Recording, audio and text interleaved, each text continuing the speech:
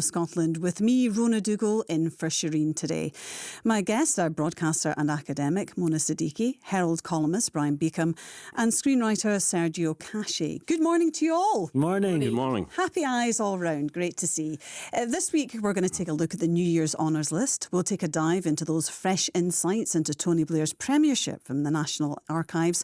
And would you be queuing up to buy a pint of wine? Yeah, I probably will. Plus we'll round up some of the best of film and TV, from French and Saunders to Doctor Who and Saltburn. And have you sent or received a festive round-robin letter? If not, do you miss them? Let's have a listen now to some of the week's big moments.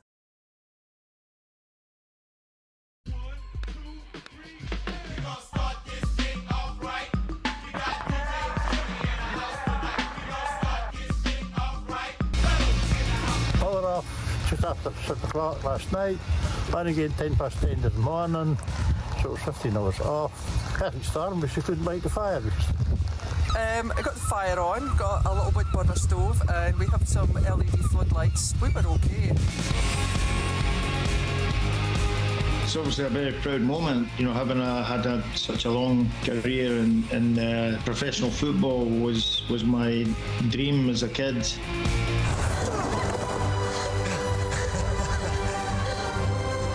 What's your name? Ruby Sunday. Hello, Ruby Sunday. And it's a Sunday right now. That's a coincidence. I'm the doctor. Hi. The Lancashire Police said a helicopter has flown over the tower. There's no fire. We can confirm that what can be seen is orange netting. You know, when you were saying earlier about Christmas, were you saying there's no Santa? It's really you. Yes, it's really me. What is this? You're the man on the news. He stole 80 grand. You are a disgrace to that uniform. For those occasions when you're not sure what you're having for dinner, bring along the wine that's correct with any dish. Blue Nun, the delicious imported white wine that goes as well with meat as it does with fish. All that and more to come here on BBC Radio Scotland with me, Rona Dougal. And do get in touch with your thoughts on anything we're talking about this morning. Just drop me a text on 80295. That's charged at your standard message rate. Or use the hashtag Shereen on social media. Now, a mainstay of the festive schedules for many years, the comedy partnership of Dawn French and Jennifer Saunders, forged in the late 1970s, was credited with blazing a trail for women in the industry. Earlier this week on BBC One, a chance to delve deeper into their hugely successful career together as Alan Yentob charted their journey of satire, silliness, friendship and so much more. Let's get a flavour of Imagine French and Saunders. Dawn French and Jennifer Saunders have been laughing at us and themselves for more than 40 years. But is it art? You can't go backwards. This Imagine tells the story of a partnership that's produced comedy that is both smartly satirical. There's women who want to ban this, you know? Well, it's not for them, you know. That's what I said. And joyfully silly.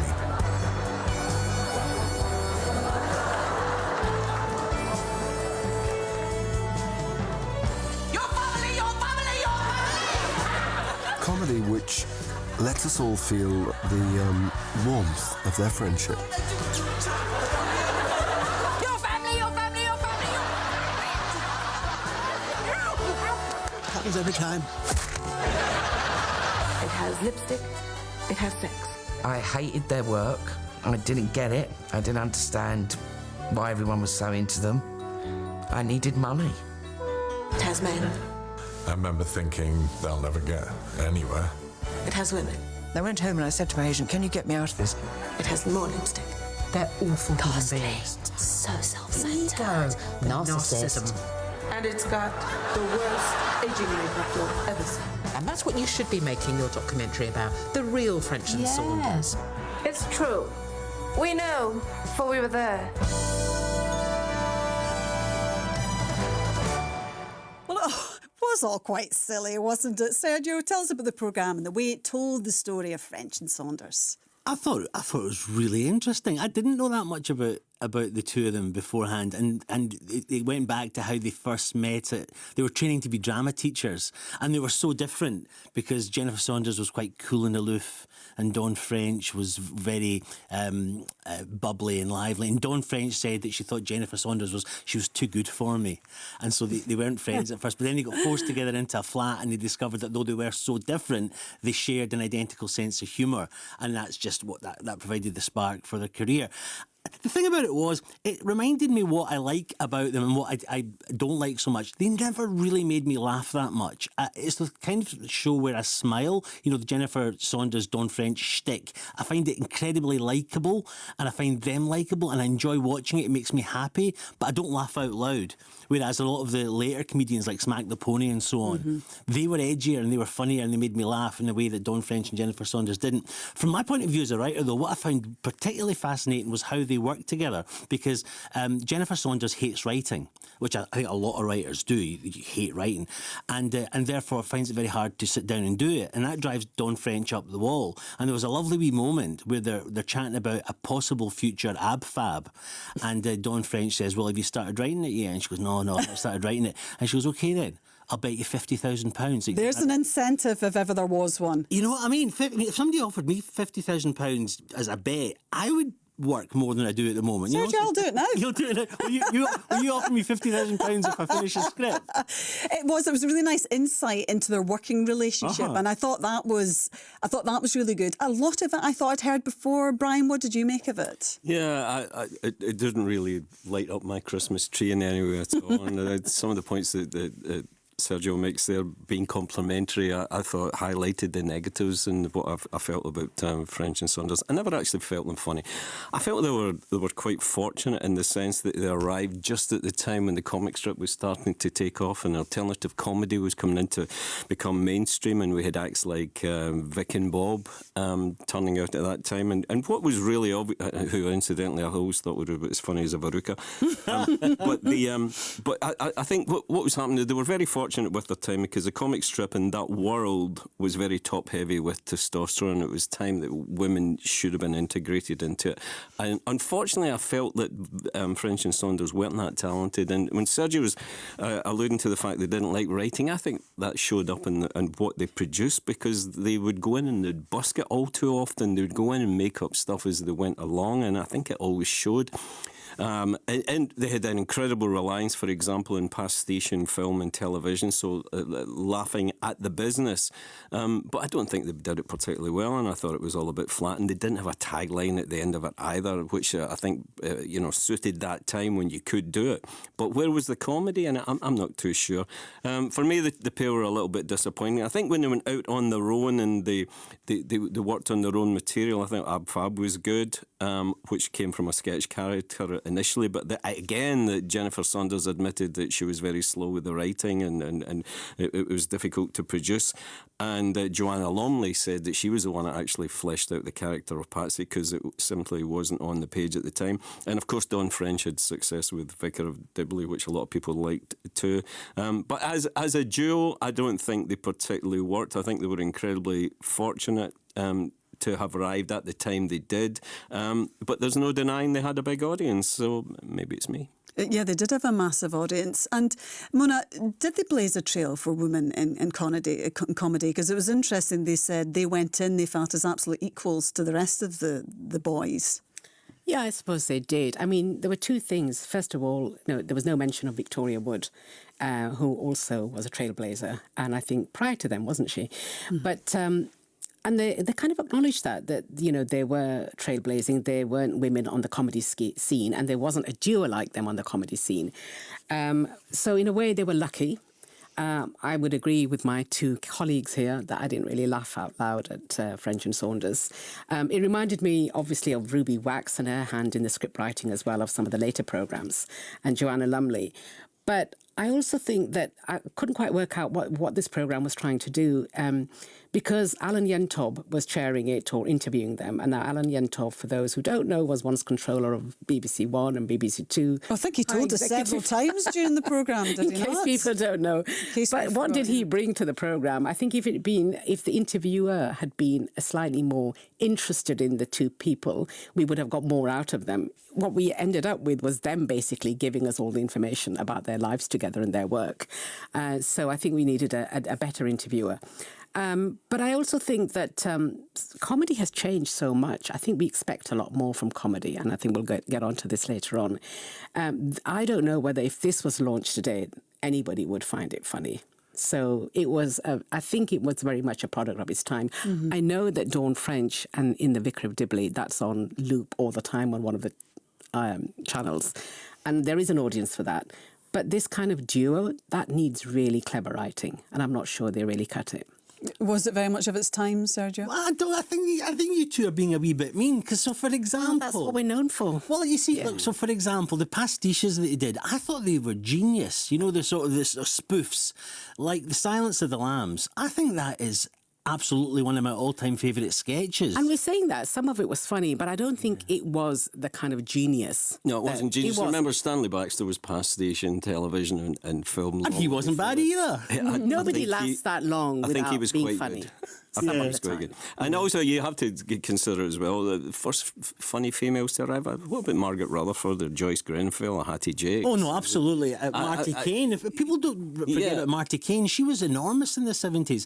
I think sometimes when people talk about the Victoria Wood sort of thing, I think there's a strain of slightly more middle-class female comedy, and then there's a strain of working-class female comedy that came up through the 70s, and the two of them didn't really maybe influence each other that much. There was always a woman stand-up comedy. Well, here's a question. World. How many times have you seen Dawn French, as part of French and Saunders, get laughs out of wearing a leotard or pretending to be an athlete and getting big laughs because of her size, which you just certainly couldn't get away with that. So she was prepared to send herself up to that point, but it was the same joke time and time again, I felt.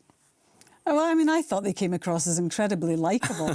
And I loved that you got a kind of inside look at how much they really liked each other as friends. And I agree with that. The bit at the end when Dawn French said she was doing a play on her own and the director said, you need to stand centre stage because she stood there leaving a space on the left for Jennifer Saunders. I thought that was really moving. No, I think you're right. I think they did come across as likeable, and I think they probably are very likeable. But when it comes to their comedy, I'm not sure that was a laugh a minute. I'm not sure about the likeability as well. Once you realise just how vulnerable that the two are, how desperate for laughs and desperate for that kind of attention. Comics? Yeah, they are. But most people who go on stage desperate for attention. I think that's exactly the case. But I think in those two particularly was a real fragility about. Well, I mean, Dawn lean French, towards sadness. She kind of admitted that as well with her father. I mean, I didn't know about her father's history, him taking his own life, but the sense that she needed some validation. Yeah. Brian, we're barely underway and you've annoyed someone already. This anonymous text says, how dare he slag off French and Saunders? Pivotal to the comic strip and so much UK comedy. And that's you, Telt. If you saw it, what did you think? Text me on 80295. And imagine French and Saunders is available on the iPlayer. The longest-running weekly music programme on TV first aired on January the 1st, 1964. This is Hugh and Cry wishing Top of the Pops a happy 60th anniversary. Join me, Grant Stott, and some of Scotland's biggest stars to mark this landmark anniversary. I had no idea that literally a year after I left school I'd be on Top of the Pops. Here's me, 18, telling Abba, don't be nervous, I'll be fine. They share their recollections of watching and appearing on the show. I had no desire to be a TV presenter, but it came with the Radio 1 job. That's Tartan Top of the Pops, New Year's Day from 6 p.m. on BBC Radio Scotland and Sounds.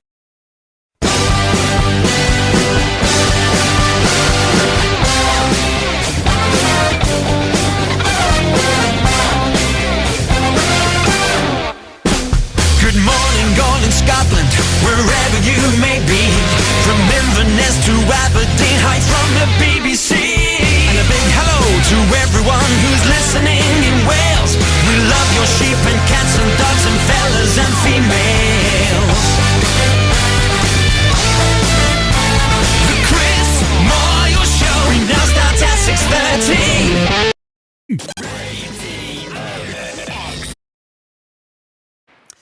Still to come here on BBC Radio Scotland with me, Rona Dougal. Fresh insights into the Blair years as the National Archives publishes a swathe of declassified documents.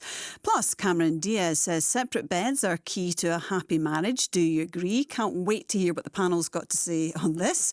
Or you can text me on 80295. First, I'm here with my guests Mona Siddiqui, Brian Beacom and Sergio Casci. And it's time to get your moments of the week. And Mona, let's start with you. What's been happening? So for the last few years, I've always tried to go away over Christmas, partly to spend time with family. And now that the boys have grown up and moved out, it's getting harder and harder. But my youngest was at home. So we decided to go away to sunnier climes and we went to Marrakesh, which was a lovely holiday. How fantastic. It was lovely. But things have changed since the last time I was there 20 years ago, which is that no one wants to haggle anymore. So, yeah, that was a bit disappointing for me because I like to haggle. And they basically, if you really want to bring the price down, they basically say, just go away. This is ridiculous. And they don't call you back. And that was really disappointing. You can after haggle a while, in the bars in Glasgow. Because after a while, you really want to bring that 500 dirhams to 50 dirhams. And they say no. So, yes, I had to buy things probably far more expensive than I would have 20 years ago. But it was still worth it for the sun. I can't believe you went away on that amazing holiday and that was your takeaway. Oh, gosh, that is why we go away. Absolutely. What's the point of going to markets if you can't barter? You can't barter here, you see. Yeah. Well, you missed all the horrible weather. I think there's more to come. We'll be talking about it later. But Sergio, what was your moment of the week? Well, I discovered something about myself that I didn't know, that I am a pie-making savant. Yeah. I'm literally speechless. We're speechless. Well, for the first time ever, I made pies this Christmas week. It was venison and bacon pie. And I have to say, it was the best pies I've ever tasted myself. And I think that this is... Although you say so yourself. Well, do you know, there's no point in lying about it. They were absolutely stunning. And I think this is the new me now. I think I am become a pie maker. Because either I've got a natural gift for it, or... pie making is much easier than, you know, and people just don't admit it because they want to show off. Well, you did make your own pastry. No, I that's didn't. Why it's I did easy. not make my own pastry. No, well, why would you make your own pastry? Well, that's why it's easy. Why would you make your own pie? I made my own filling, and also I cut out the wee leaves. Do you know the wee holly leaves that you put everything? And then I did the egg wash. Everything. It was amazing. I was very impressed. What makes me wonder about people like you is, where do you get the time to make pies? And also, you do know you can buy them at the supermarket, right? Well, while I'm making the pie, I'm having deep and meaningful thoughts. About your scripts and ideas. And exactly. I can chew gum and walk at the same time. Well, moving on from pie maker extraordinaire, Sergio, Brian, what was your moment of the week? Well, a wee bit of a backstory here. I've spoken about my mother before, who has dementia at this moment in time. But a wee bit of backstory is I've never heard my mother sing, and all the time that I've known her, we had radio in the house. She would never sing along. She would never sing happy birthday to people. She was always too self-conscious. She just did not sing. Anyway, just a few days before Christmas, she had a stroke and was taken into the hospital. She's at the RAH in Paisley. And her left side was affected and her speech was badly affected as well. But at that moment in time, Christmas Day, my sister decided to be a little bit Christmassy. She pulled out her phone and showed a video of Bing Crosby singing White Christmas. And just at that moment in time, as Bing started to sing, my mother began to sing as well. I'd never heard her sing before. I'd never heard her open her mouth and start to form a melody. And she sung all the words to White Christmas, even though 2 minutes before she couldn't string a sentence together. And I was absolutely amazed to hear this incredible voice. Now, it wasn't a great voice. It was more Rex Harrison than George Harrison. It was pretty awful, but it was a voice. It was her singing, and it meant so much. It was just a fantastic Christmas moment and gave me an insight into my mother that I'd never seen before. Oh, that's just lovely, Brian, and I do hope she makes a speedy recover. Thank you very much indeed for sharing that. This is Shereen.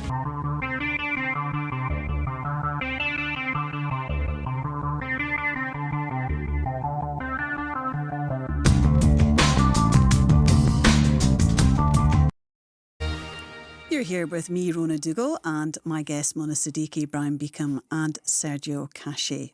This text says, French and Saunders were fabulous, touched on lots of realism for their humour. Maybe your guests just need to brighten up. Brighten up, Brian. Yeah. Is that another anonymous? No one prepared to put their name to it and say they like French and Saunders. Come on, That's tell me from who your you are, sister. admit to it. Yeah, I know. Be brave, put your name on it. Now to the National Archives, which this week published stacks of government papers dating from Tony Blair's time as Prime Minister. They include a plan to set up a camp in the Isle of Mull, where migrants who had crossed the Channel illegally could be detained. Jonathan Powell, Mr Blair's Chief of Staff, doubted this would work because of what he called the NIMBY factor, but said he'd commissioned more research. Another notable paper revealed a plan to relocate Wimbledon Football Club to Belfast. It said that such a move should be able to build up strong cross-community support and provide a positive unifying force in a divided city. The paper also revealed that the PM wanted the Parthenon sculptures, or Elgin marbles, moved back to Greece in an attempt to boost support for London's bid to host the Olympic Games in 2012. And the revelation that Margaret Thatcher was said to be utterly shattered by the revelations of former MI5 officer Peter Wright in his book Spycatcher, and tried desperately to prevent its publication. Now, just some astonishing stuff here. Mona, what did you make of this bombshell? What did you think of the timing? Yeah, I mean, I know it's 20 years, but it is interesting timing, isn't it? Just after Christmas or before Christmas, that all these revelations come out. I don't know how many people will be paying attention to it, though. That's the only problem, because I think some of this is really big news. I mean, I had no idea that behind the scenes, especially the immigration issue, that Tony Blair's government was already thinking about breaking international law. When you hear some of the spiel that comes out of opposition parties today, which is that we will not break international law, going from sending asylum seekers, and they didn't like the word asylum, to the Isle of Mull all the way to Tanzania. And that, you know, there were very serious discussions about this going on, like really go into it hard and fast, and that people will be upset and there'll be an outcry, but we really need to do something. And if we have to break international law, so be it. The other one that caught my attention was the Soham murders.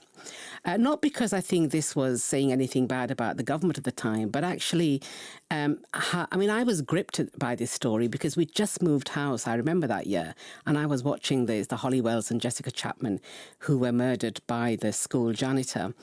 And I remember news crew were there 24/7 trying to update us on the story.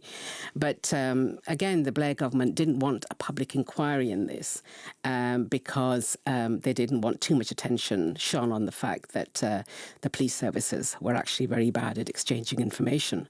And you kind of think sometimes, well, are we that much better now? I don't know. But that story and, you know, the kind of discussions between the Home Office and Tony Blair as to what kind of inquiry should we have on this. There are other stories as well. But I think that 20 years later, a lot of this is still fresh in a lot of our minds. And for me, the interesting thing is, well, the things that we make a big fuss about now, and especially politically, political parties who are making fuss about, whether they're in opposition or in government, these things are coming round full circle, because we find out that some of these conversations were being had by the government and by opposition parties 20 years ago. So things that I thought were new, like the Rwanda policy, well, actually was already being discussed 20 years ago. Mm-hmm. Brian, I wonder what the political fallout from this will be. I mean, I know there must be so much blue sky thinking that goes on behind the scenes, but there we saw it written down. I don't know if there will be that much political fallout. I suppose there will be a continuous discussion in terms of the migrant policy, because this government has determined to focus on this Rwanda strategy. And the strategy is pretty much argued for the same case as Tony Blair's decision or consideration of moving people to Mull. I think the interesting thing about the parallel with both the stories is that neither effort would have been successful but it was all about deterrent. It was all about showing face. It was all about sending a message, this isn't going to work. So what's interesting is we have the parallel of 20 years ago, Labour government in time. Now we've got a Tory government at this moment in time. And they're following similar strategies.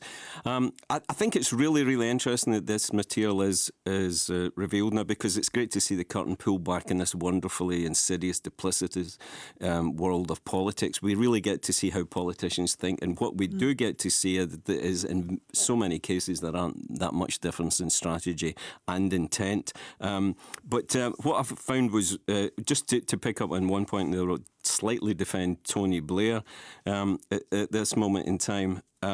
Tony Blair wasn't entirely in favour of the Mull option, I believe, at this time. And as far as the inquiry into Holly Wells and the death and Jessica Chapman murders there, I think he was probably right not to go for a full inquiry, and that's what this sort of information gives you the chance to look at. Because what Blair wanted was a quick, immediate return on the situation. He wanted to understand what was going on. He wanted to send out a message too, and he was contrasting this with the Bloody Sunday inquiry, which was run by Lord Savile. It took 12 years and cost £200 million.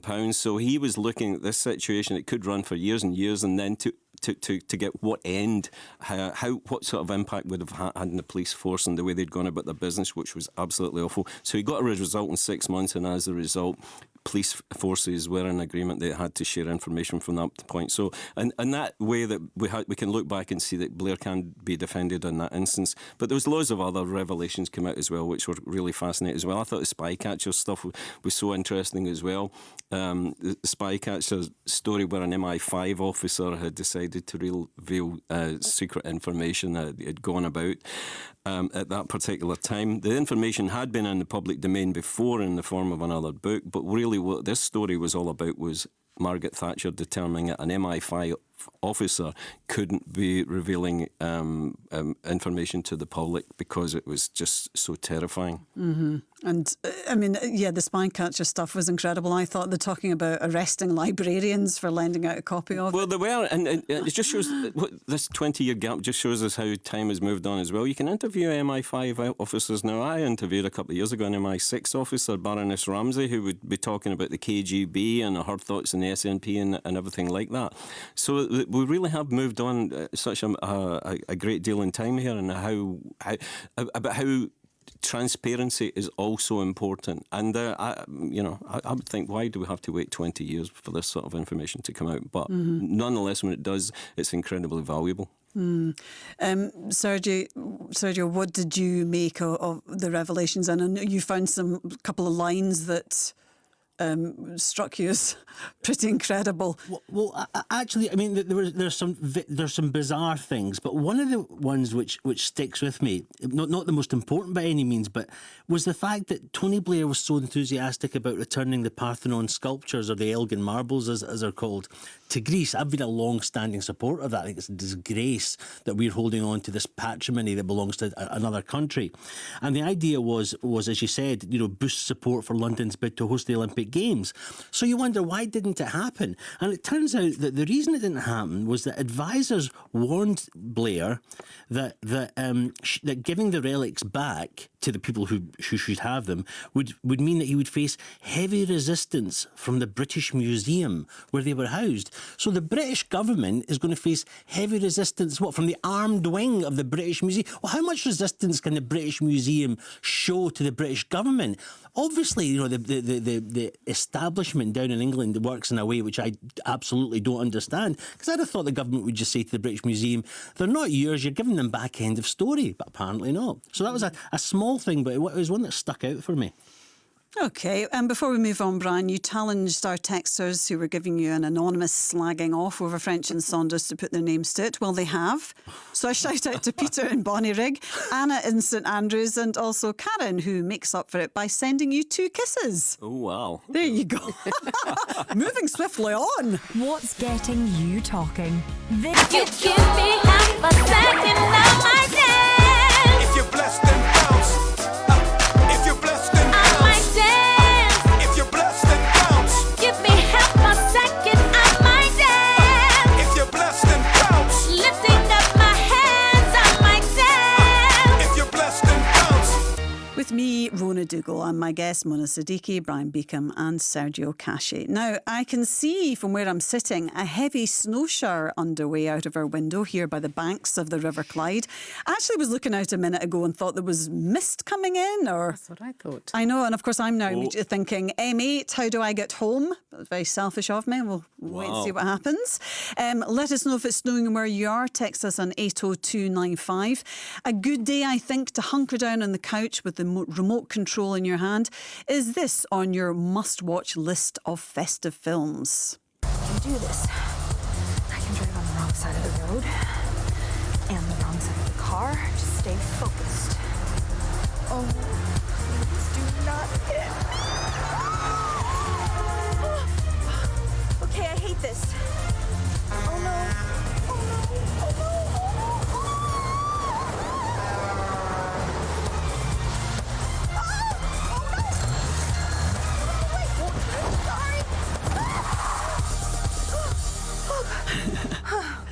Well, she needs a drink. Well, star of the holiday, Cameron Diaz, says she has the secret for marital bliss, and it is, drum roll please, separate bedrooms. The actor said that the practice should be normalised, saying, I have my house, you have yours, we have the family house in the middle. I will go and sleep in my room, you go sleep in your room, I'm fine. Well, that's all well and good if you've got 3 houses, Mona. What do you reckon about this? Is it time to break the stigma? I think people still judge people for their sleeping habits a lot. This is why this has become news.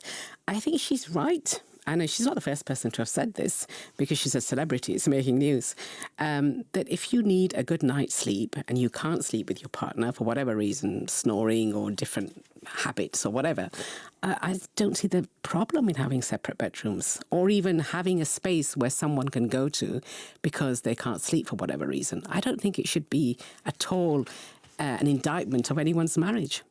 And we often sleep in separate bedrooms. Full confession, because I'm a very light sleeper. Farhaj is not a very light sleeper, and he snores quite a lot. I suppose I snore a bit as well nowadays. Another confession, but in order to get good night's sleep or different working habits, that's fine. Yeah. I mean, my husband chats and talks in his sleep, and once he sat bolt upright and says, I can't believe it's not butter. What was he thinking? I have no idea. Brian, what's your take on this? Oh, I've got really mixed thoughts on this. I have to tell one story. I had a previous partner during the night. I kicked her in the backside. Previous being the operative words here. I kicked her in the backside so hard. It was an absolutely thumper, a real big boot. And just to sort of defend myself at this moment in time, I had been playing a lot of football at this point in my life. And I was dreaming of taking a penalty or something like that. So during the night, I kicked her really, really hard. And she half woke up and screamed in absolute terror. And the first thing that she did was reach out, grab my hand almost by the wrist and stink her teeth right into it until blood was starting to appear. Oh, my life! She had no idea what she was doing, just as I had no idea what I was doing. So at that point during the night, there was 2 of us screaming out loud, looking at each other, still half asleep, half awake. So that relationship didn't last too long after. I don't know if it was connected to that. But in terms of the opposite bedroom, fast forward a couple of years and a few years on, and I've got a long-term partner. And because of my sleep problems, I don't sleep too well, and I'll be waking up at 4 in the morning. She'd begin up at 6:30. I was getting more and more exhausted, so we decided we'd go for the separate bedrooms option, and that's what we did for quite a few years. And it kind of worked in terms of getting to sleep and all of that, but I would say it's wrong. Having experienced that, that relationship ended, and my partner did say later on, we're still friends, she said that was one of the nails in the coffin because you don't have the cuddles, you don't have the intimacy, and I'm not talking about the physical stuff, I'm talking about just that closeness. You don't have the time to have the last few words before you go to sleep, you don't give the chance to wake up in the morning and but you have the whole day for all of that as well. No, but you don't. That's the thing is, you can't really factor it in. I think you can connect in lots of ways. But you have to timetable it then, and it all becomes a little bit. It all becomes a little bit organised, and so you take away from that magic. So I think I would certainly recommend trying to stay in the same bed with the person that you're with for as long as possible. Okay, let's move on from Brian's exploits in the bedroom. Finar. I'm revealing a wee bit too much today. I think, yeah. Usually I overshare. I wouldn't be getting any kisses through the texts again after that one, kicking women in the night. The thing is, because Cameron Diaz, everyone's concentrating on the bed bit, but actually, it's the house. She wants a separate house. She wants 3 houses. Her house, his house, and a shared house in the middle with a third shared bedroom. So, you know, it's more than just the bed. But the interesting thing is, when people say that, you know, the enemy of intimacy, I think the enemy of intimacy is too little private space rather than too much private space. You know, if you're living in a tiny flat and there's kids crawling everywhere, then, you know, forget about intimacy. So I think having extra private space in which to be intimate is a plus rather than a minus. But you have to be as rich as Cameron Diaz to have the 3 houses.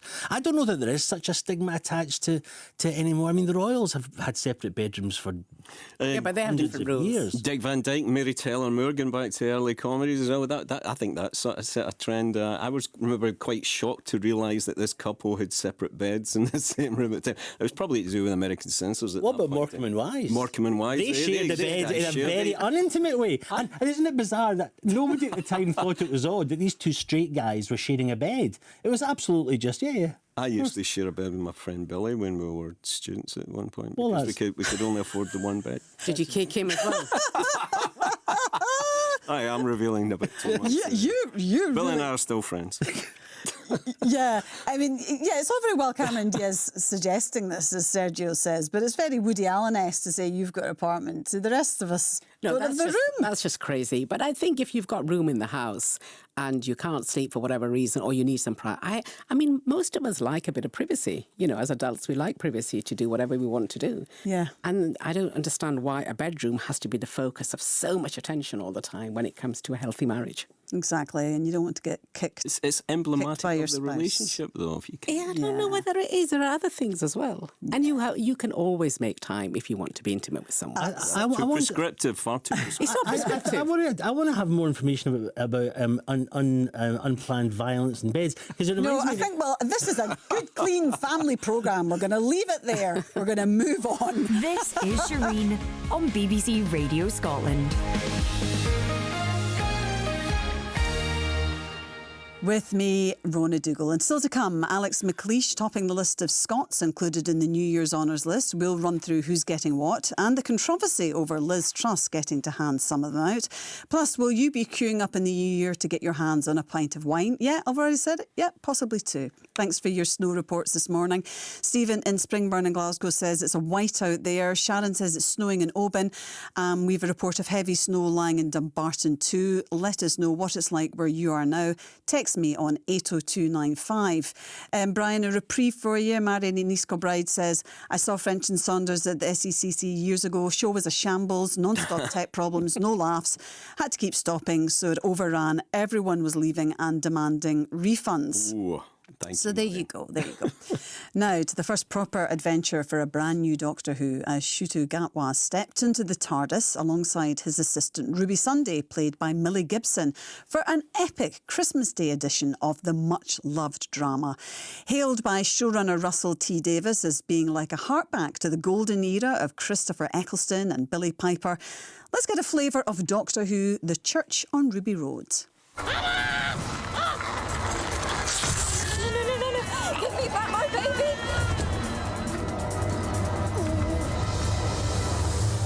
What the hell are you doing? I'm just dead! Well, what did you do that for? Who sees a ladder and just pops on? A ladder in the sky and you thought, yeah, I'll give that a go, babe? They've got the baby!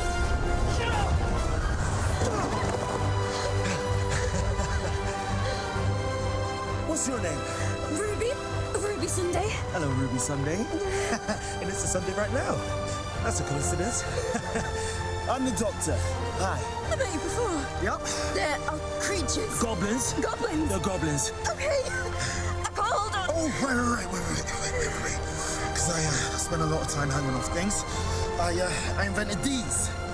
Gloves. Intelligent gloves. One each. Should work, put it on. Because I thought to myself, what's the problem with hanging on? It's all the friction and the weight and the burn, so I got rid of that. The gloves are kind of super kinetic transfer of mass. That's better.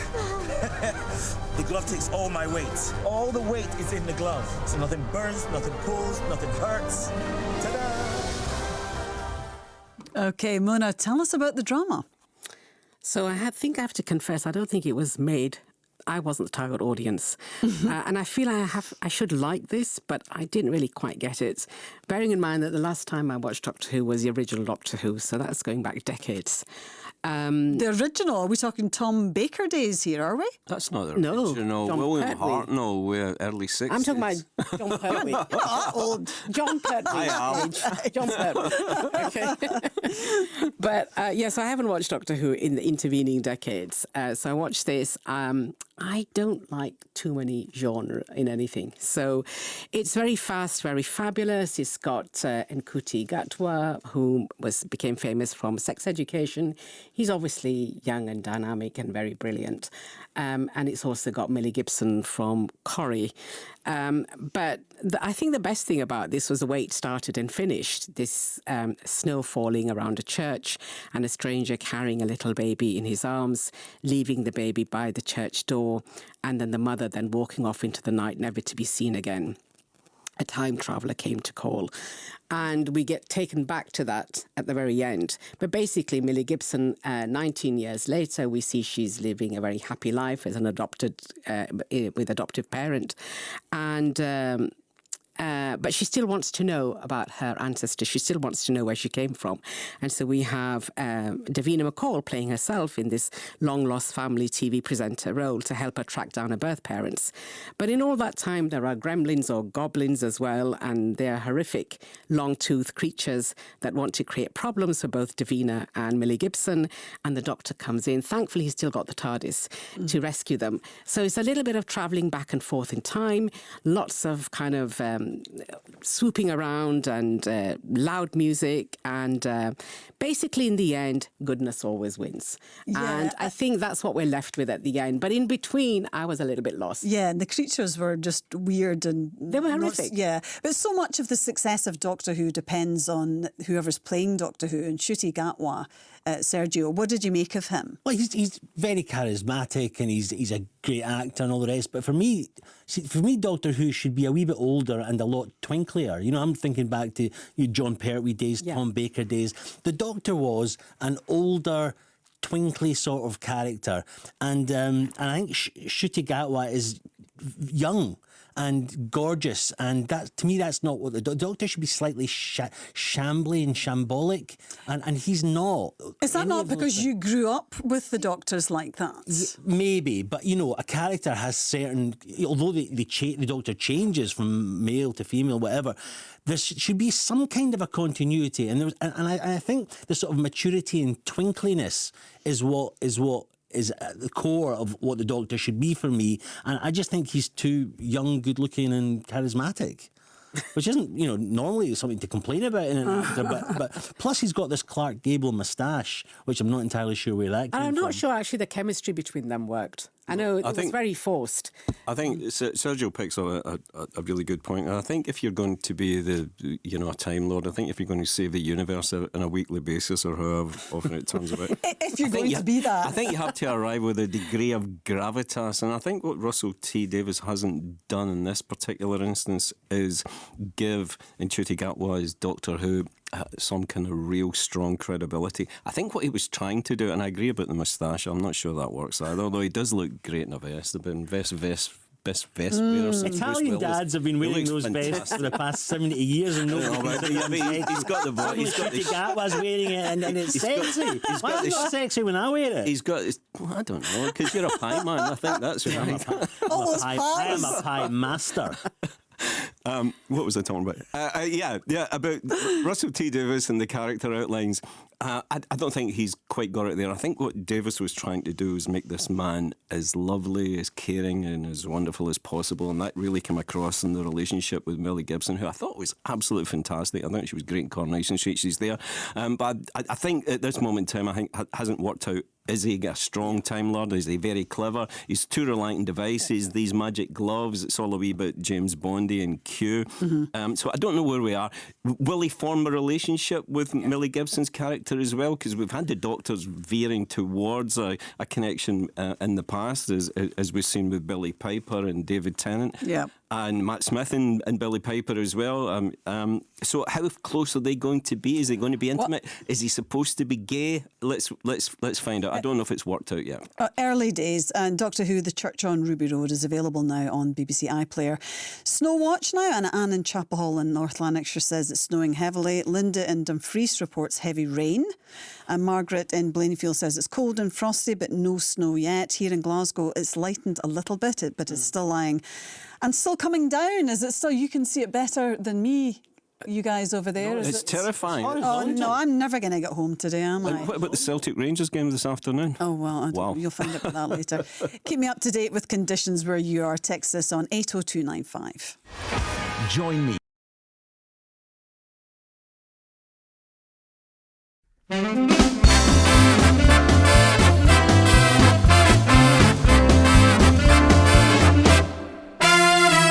England, Scotland, Northern Ireland, also into Wales. In Cardiff, Glasgow, Belfast, Leeds, and in the Yorkshire Dales. But now we're also on the air across the USA. So put down your hot dogs and your guns and shout hip hip hooray. The Chris Moyle Show, now live across America.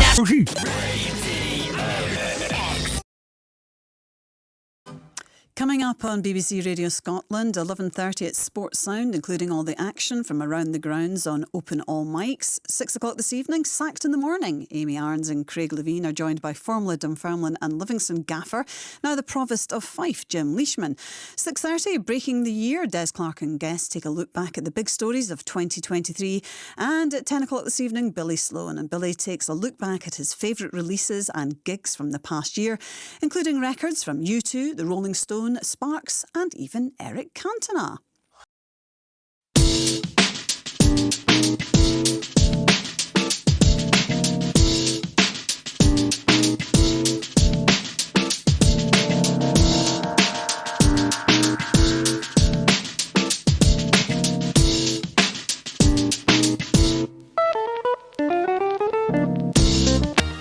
Welcome back, and it's me, Rona Dougal, filling in for Shereen today, and my guests are Mona Siddiqui, Brian Beacom and Sergio Casci. Now to today's announcement of the New Year's Honours list, and topping the list of Scots is former Scotland manager Alex McLeish, awarded the OBE for outstanding contributions to football, sport and charity work. It's obviously a very proud moment, you know, having had such a long career in professional football was my dream as a kid, and fulfilling that was amazing. And then to be rewarded like this, an honour, but also for work that I do with charities as well, is quite incredible. I'm really absolutely overwhelmed.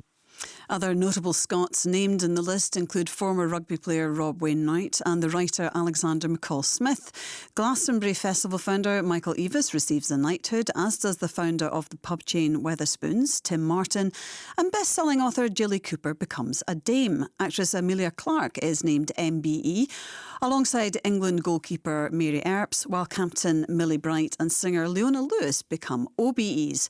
But there's been an angry backlash from some critics as Britain's shortest-serving Prime Minister Liz Truss also unveiled her resignation honours list of 11 people, despite calls for Rishi Sunak to block her list.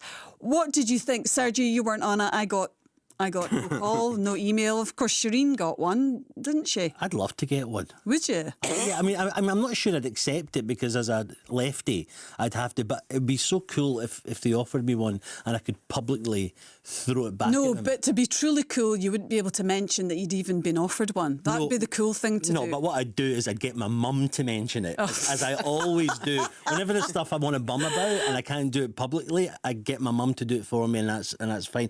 I find the whole thing, you know, it gives me, you know, it makes me a wee bit sick every year, because every year you get these apparatchiks and these pals of the politicians who get paid off with honours for favours done, and it's horrible. And the only way this could ever work is if you took it completely out of the hands of the politicians and gave it to some independent group of the great and the good who made these decisions. Because if they leave it in the hands of the politicians, they're going to give it to their pals. They always do. You get this, obviously there are exceptions. I was really pleased to see that Alexander McCall-Smith got recognised. I think he's a lovely writer. And TV presenter Hazel Irvine got one as well, which is fantastic. I knew her in old days at the BBC, lovely person. And so it's great when people who you know and like and who do good things get rewarded. But the broader thing about honours as a system, I think, is you have to take it away from the politicians, because they'll just use it as a little thank you, or as a little incentive for their pals in politics. And I think that's Boris Johnson gave an honour to basically the work experience girl, didn't he? Seriously, Not far off it. But why do I've been talking about this for years. Why does nothing ever get done? Year after year this happens, and you get these shocking decisions, people getting rewarded who don't deserve it, I don't think, and they never change the system, obviously because it suits them, because it suits every political party to be able to, sweeten things for their pals. Mm-hmm. Brian, what did you make of the list? Do you share Sergio's angst? The thing is, but Sergio, my esteemed colleague here, he did qualify it as well because he quite likes some of the honours. So that this is where the contradiction comes in. Is we all, we can all look at taxi boss John Griffin. He gave £3 million to the Conservative Party, and he gets a gong.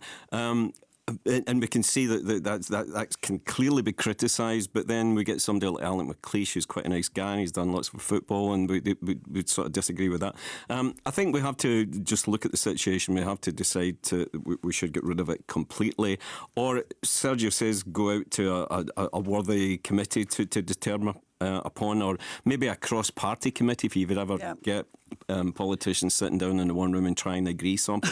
But it's never going to happen. I mean, it's a wee bit like that. Just going back to that Tony Blair revelations. At one point, it was suggested that Celtic and Rangers play in Belfast in a friendly match and then swap jerseys so they played in the opposite team's colours. I thought that was a joke. Well, it was actually serious. It was proposed by Alistair Campbell. So it was ridiculous. And what we've got in this is just a series of ridiculous statements as well. Shirley Bassey is already a dame. She becomes a commander of the empire. It's all absolute nonsense. Okay, well, we are running out of time here. We'll move on. Discussing the stories making the news.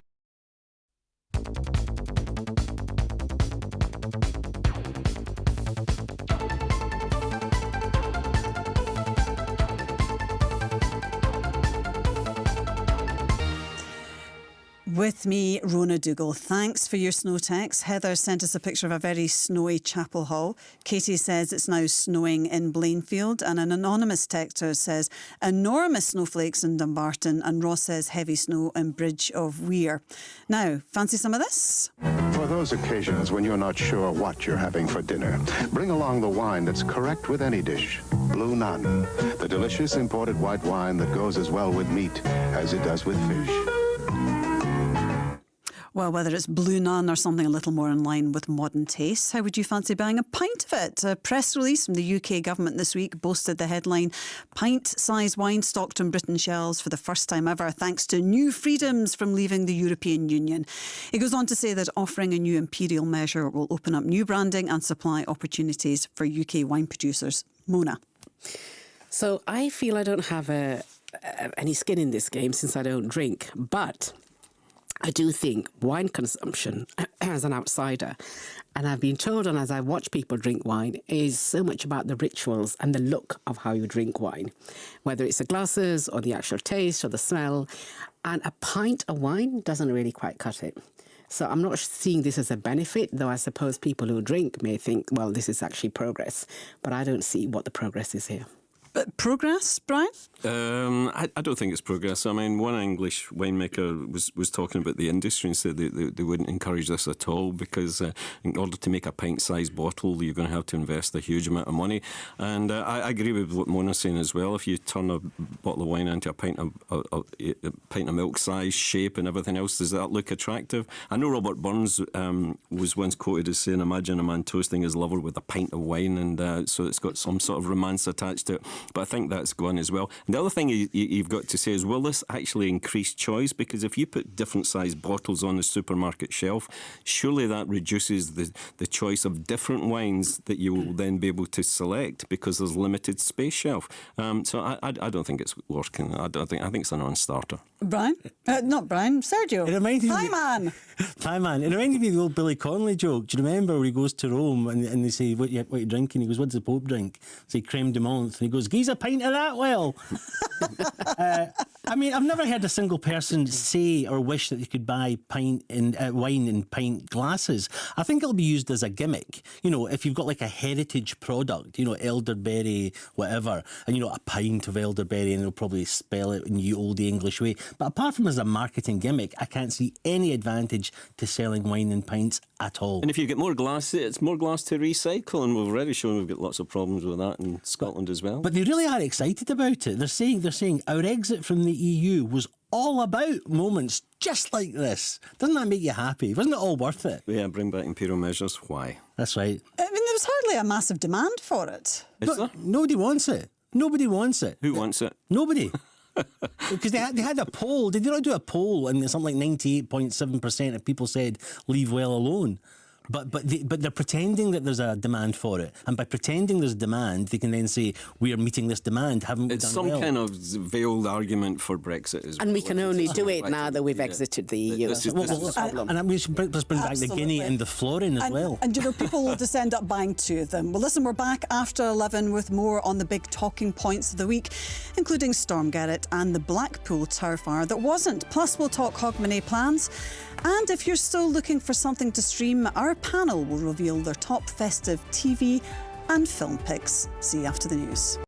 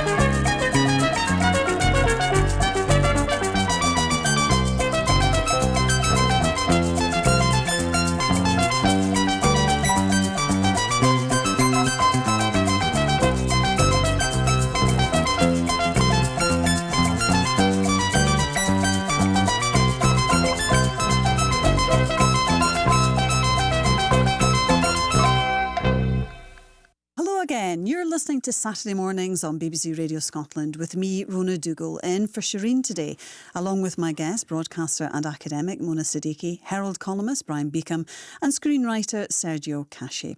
And the four of us will be mulling over more of the big talking points this week, including Storm Garrett, how were you affected, plus a windy day in Blackpool and the strange case of the fire that never was. We'll also get our panel's top TV and film streaming recommendations, and we'll talk Hogmanay plans. What are you up to? Lots of texts coming in on Doctor Who. Anne in Mentry says, the new Doctor is fascinating, wonderful slap of charm and fun, and he's different, establishing himself as a change of character. It'll be interesting to see his depths emerge, as they will do. There was a couple of hints and references to his family. Exciting times. Gerard in Aberdeen says, my favourite Doctor was played by the grumpy William Hartnell, the original and the best. And on the weather, Robbie in Forest says, the lossy triangle continues to buck the national trend. Cold but dry, no snow or rain here yet. So do get in touch and let us know what the weather's like where you are. It's still snowing very heavily by the look of it here in the Clyde. And I don't want to make it all about me, but how am I going to get home? So give us your thoughts on anything we're talking about this morning. Just drop me a text on 80295. That's charged at your standard message rate, or use the hashtag Shereen on social media. Now, what festive period is complete without a new Christmas movie to add to the list?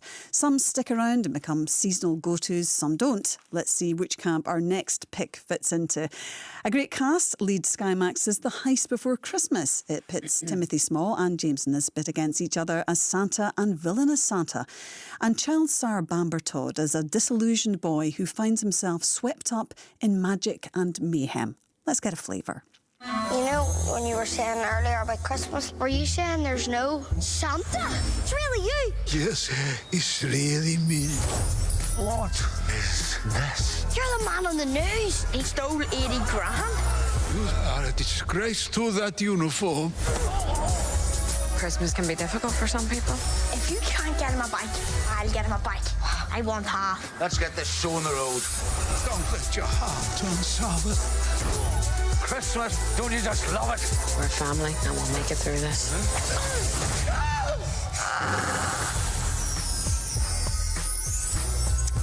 Well, it was quite a jolly wheeze, wasn't it? Sergio, tell us about the film. I was totally up for liking this. I was primed to enjoy it. I found the start of it engaging, and then it just sort of disintegrated in front of my eyes.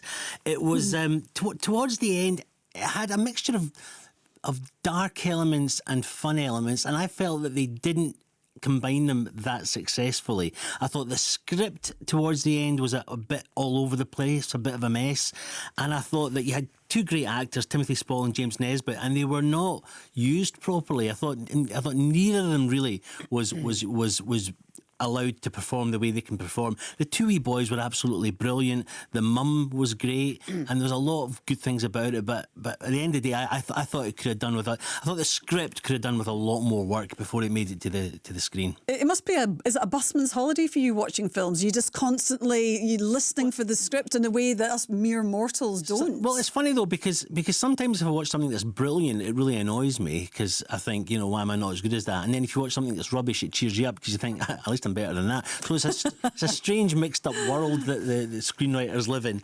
No, I something like this, I felt very well disposed towards it because I like that type of movie. I like, feel good seasonal films, and I thought there was so much good about it.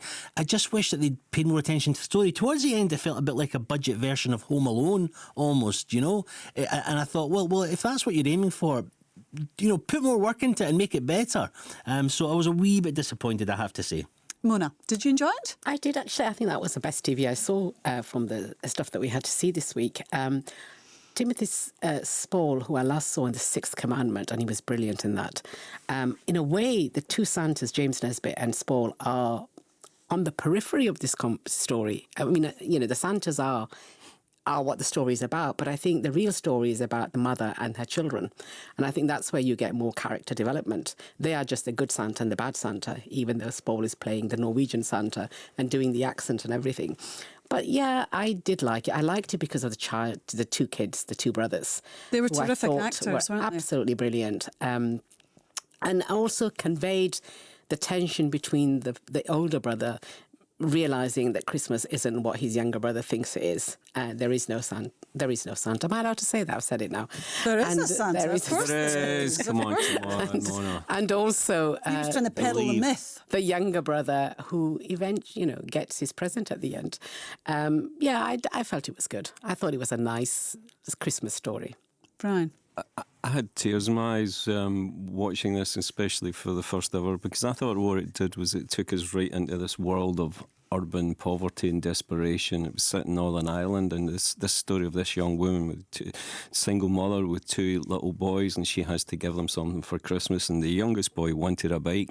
And it took me back. I was that little boy who wanted a bike and was sort of half promised it because my mother was getting me a bike for Christmas. I know that. I'm going to take my violin out now. Brian, did you get it? Well, I didn't. And what happened? You didn't? No, my mother tried to get an HP, and the guy who ran the bike shop in Paisley discovered that she was a single parent and he wouldn't give her it. So it was cancelled right before Christmas. But I didn't feel that bad for me at the time, but I felt so bad for my mother. That was the situation. And looking back and looking at this film, it just brought back memories to me of how difficult it must have been for a young mother to be able to disappoint a child like that. And that's where the tears started forming my eyes. So I was really in this film. I thought it was fantastic up until it started to become all a bit Keystone Cops. And as Sergio and Mona rightly say, it all gets a wee bit silly at that point, and we kind of lost that flavour, that real darkness that was attached to it. Could have been a great Christmas story. Sergio's right, it needed a rewrite just towards the end. But the story is about the mother.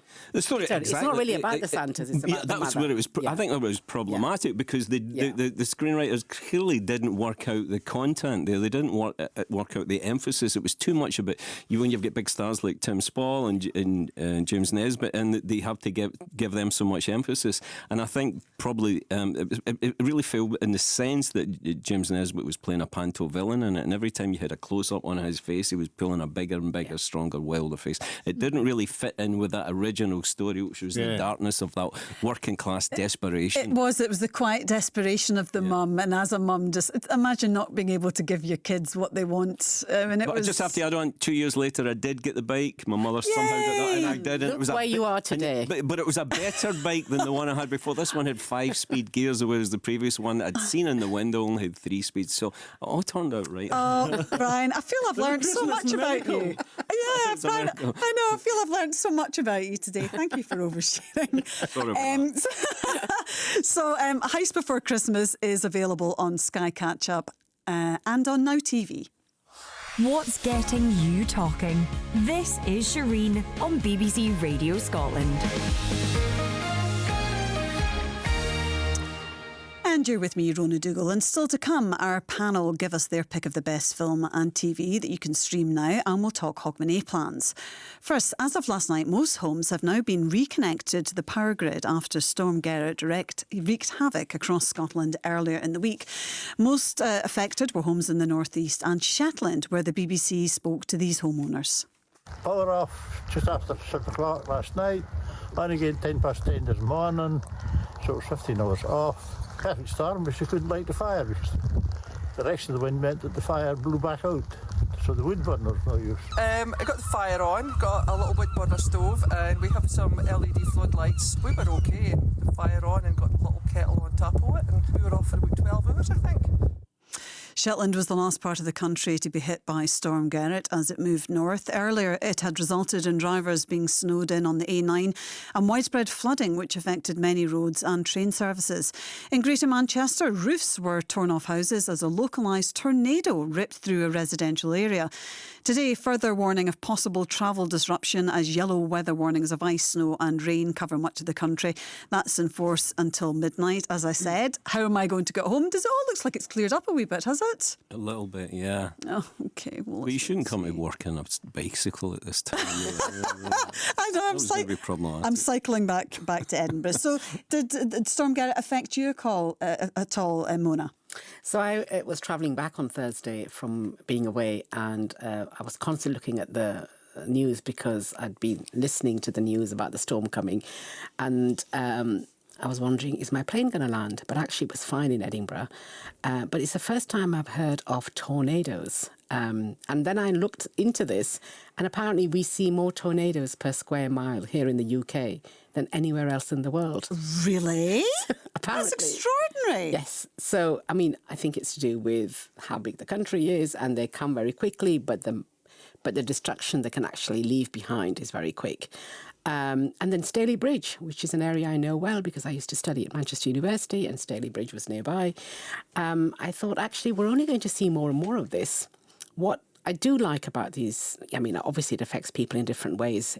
And from the clip that you just played, people really come together to help each other out at times like this. I know it's awful and devastating when you lose everything, but you also hear about, how communities come together or people help out. And I'm just kind of wondering, where are we going to go with this? Because we have these stories every year, maybe not tornadoes, but really bad weather and storms. And where is the infrastructure going to come from in order to help people, especially those in vulnerable communities?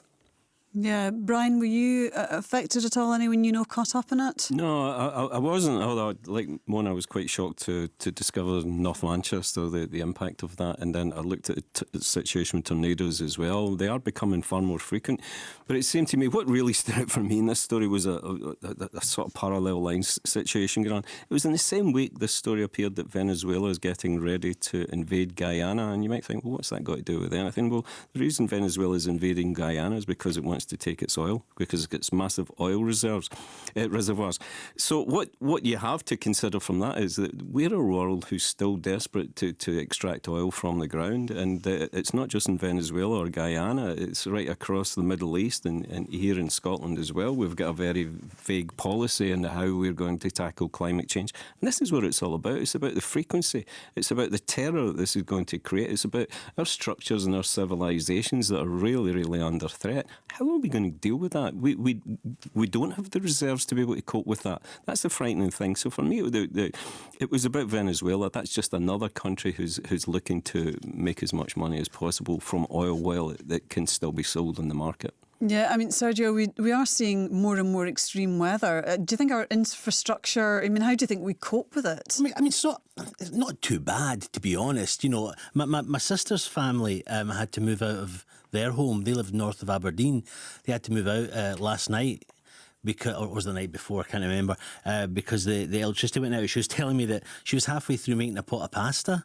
She was cooking and the wind picked up and she realised the electricity was going out. She was just praying that it would hold out long enough to serve up the food, which it did. But then the electricity went out just as she sat down to eat, and she forgot to mention the washing machine in her prayers, which had 2 minutes from finishing, and it's now been sitting in a locked washing machine since 1 p.m. on Wednesday. So she's returning to that. So good luck to that. Good luck there, Francie. But no, I mean, as Brian was saying, if it continues getting worse, we are going to have to think long term about becoming more resilient. But so far, I think the government has dealt with it quite well. Yeah, but you look at the insurance company situation. So many houses in Britain just now can't get insurance because they're getting flooded on a regular basis. And the insurance companies are pulling back. And there's a new insurance structure for a third-party insurance company to step in, government-backed, to be able to allow these people to claim. Otherwise, their houses are going to have to be demolished. So we're getting to that sort of level of seriousness. And we won't be able to cope. There's no question about it. We can't. Financially, we can't cope at this moment in time. Well, I was in Aberfeldy when there was all the power cuts and the lights went out, and we just had time to light the candles, get a gin and tonic and say, oh, it's just like being in the war. Start to worry that the freezer was going, or the ice cubes are going to go on, and then the power came back. Just eat them all at once. That's the thing about when the power goes off, immediately eat all the ice cream in the house. Sorry, I'm not belittling the situation there, because I know it's been awful for many people. But before we move on, let's talk about those scenes on Thursday as the rolling news cameras cut to pictures of the iconic Blackpool Tower with what looked like flames licking around the base of its upper floors. Except... The Lancashire Police said a helicopter has flown over the tower. There's no fire. We can confirm that what can be seen is orange netting. The top of the tower is currently closed for renovation. Orange netting. You know, if you're looking up to the tower, it's a very, very windy day. It probably did look like flames. Were you fearful for the Blackpool Tower, Sergio? Well, luckily, thank goodness, because, you know, obviously Strictly might have been affected by this. When I first heard of the story, they'd already discovered that it was flapping netting. But it did look remarkably like flames. I mean, I don't blame people for thinking it was on fire, because it looked like fire. But, you know, a great sighs of relief across the country as we realised that Strictly was... Well, that's all anyone... I mean, who cares? I mean, it's only Strictly we were caring about, wasn't it? It was only Strictly. Well, the big problem as well is, I think, with it was on a really quiet news week, and this is a week when newspapers and television don't really want to go overboard on the situation in Gaza or Ukraine. There's a sort of let off from that, so looking for lighter relief, and this was a lighter story. Who wants to see Blackpool Eiffel Tower affected. So that's why it got so much coverage. But and did you say, Mona, it was actually breaking news? It was breaking news. When I landed, I think I turned on the phone, and at that time it was still considered to be a fire. Wow. And I rang my sister and I said, have you heard this? And then later on, I mean, I was relieved. I mean, you know, I'm not a Blackpool fan, but I'm glad the Blackpool Tower is okay. Excellent. OK, well, moving on. This Hogmanay. Raise a glass with BBC Scotland. Lang me your lumreek. It's Hogmanay. Let's get the tunes on. Laugh with us. I can't believe it. Dance with us. Strictly Come Kelly. Yeah! Countdown with us. Celebrating with you here on BBC Radio Scotland. Make BBC Scotland your home for Hogmanay. Watch on iPlayer, listen on Sounds. And let's have a look at what's coming up on BBC Radio Scotland for the rest of the day. After this, we've got Sports Sound, and no doubt we'll find out what games have been cancelled because of the weather. We'll have to wait and see. At 6 o'clock this evening, we've got Sacked in the Morning. Amy Irons and Craig Levine are joined by former Dunfermline and Livingston gaffer, now the Provost of Fife, Jim Leishman.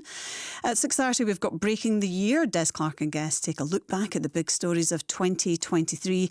And at 10 o'clock, Billy Sloan. Billy takes a look back at his favourite releases and gigs from the past year, including records from U2, The Rolling Stones, Sparks, and even Eric Cantona. What's getting you talking?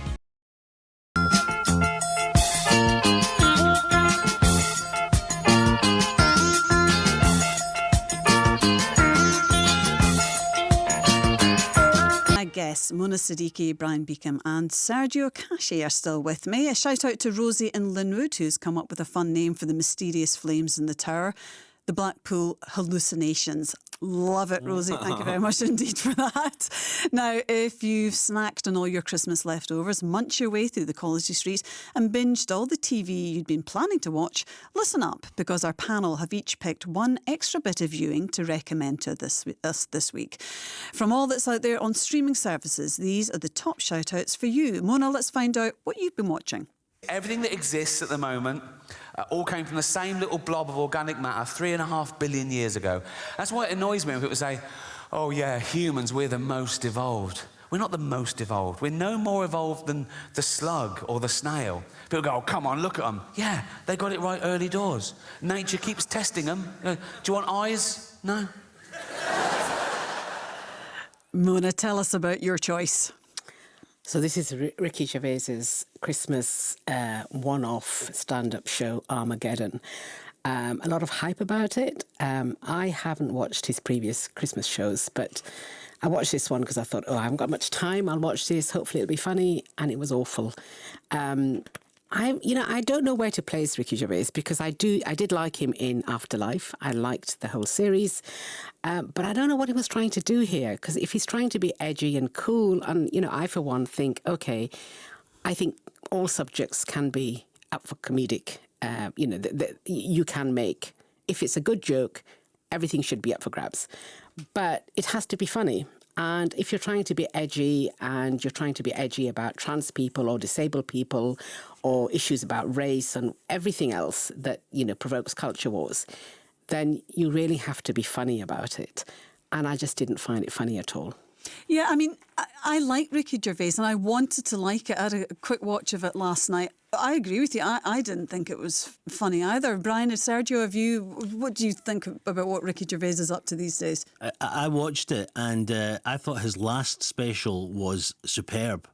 And I thought I thought the most recent one, which I watched last night, I thought he was slightly off the boil. There was something not quite right. I got the impression that some of the material wasn't as processed and prepared and refined as previously. It felt to me like he'd been kind of rushed into making it. I mean, I could be talking absolute nonsense, but never. Well, it's been known. It has been known. But I thought he wasn't up to his usual very, very high standard. And I noticed it and I thought something's not quite right here. But don't you think when someone gets as big as Ricky Gervais, people are not going to criticise him. There's not going to be a producer saying, I don't like that, Ricky Gervais. He can do what he wants. I think that's part of the problem, yeah. I think that certainly is it. And I think Sergio's right as well. I think his material has become a bit sloppy over the years. But having said that, I still think he's a fantastic writer. And you'll have a look at his sitcom success. And Afterlife was tremendous. Absolutely. He should focus on that. Okay. He's trying too hard at this moment in time. Brian, here's what you've chosen.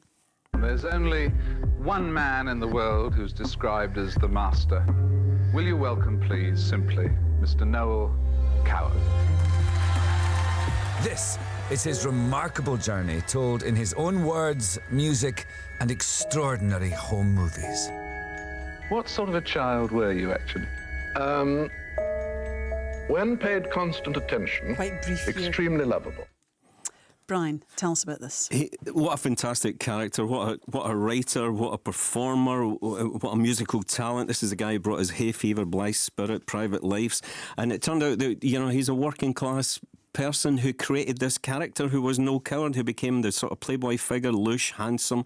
And so his whole life was a complete and utter falsification. And what he did incredibly was try to write about his sexuality in such a way that he was never discovered for being gay. It was all about secrets, it was all about cover-ups, but it was tremendous. And also, BBC is also showing a song at Twilight, a play about a gay actor. I'll have to catch it. And Sergio, this is your choice. My parents, they've got problems. What kind of? What do you mean problems? I don't think I'll ever go home again. Well, why don't you come home with me? Come to Saltburn. Mr. Quick. Wow. And here he is now. Oh, what beautiful eyes. Oh, how wonderful. Yeah, I told you he wasn't a minger.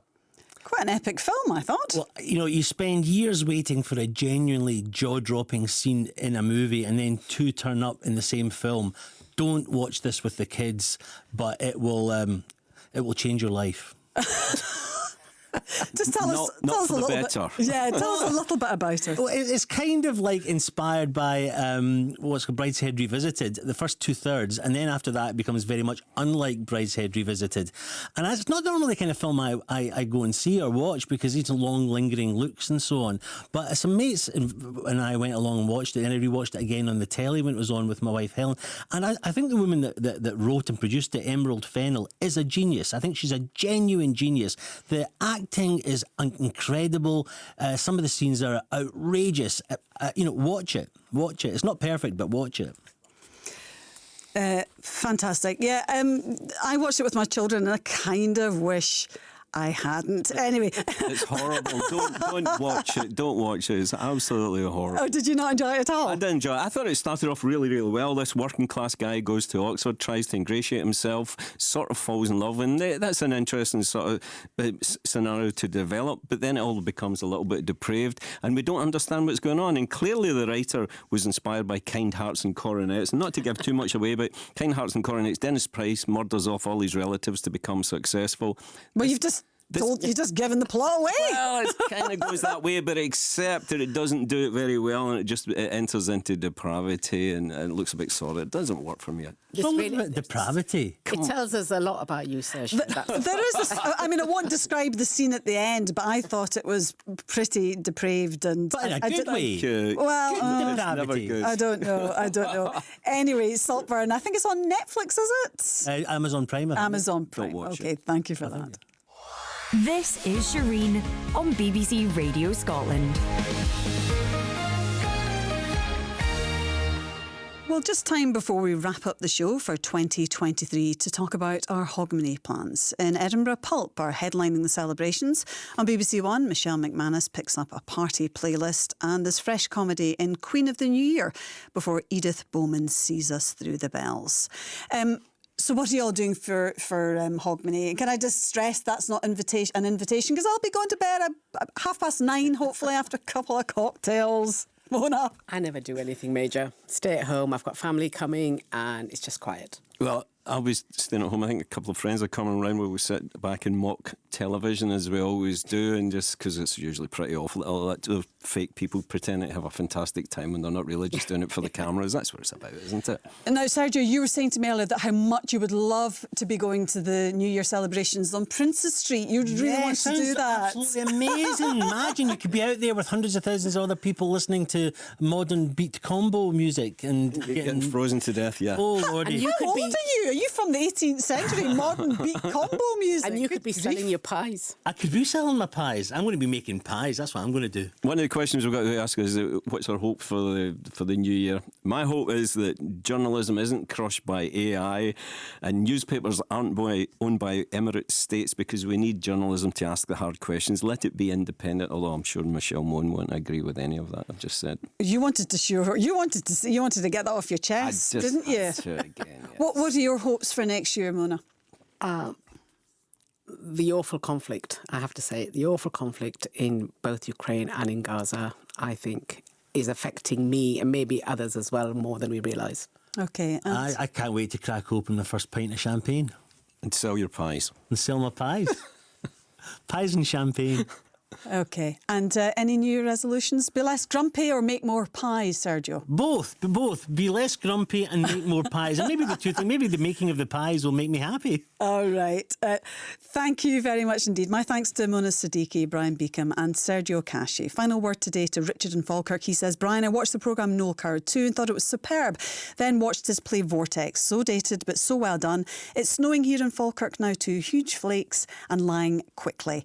Happy New Year to you. When it comes, I'll be back on BBC Radio Scotland from 10 o'clock next Saturday. My guests will be Rachel McCormack, Murray MacDonald and Peter Gagan.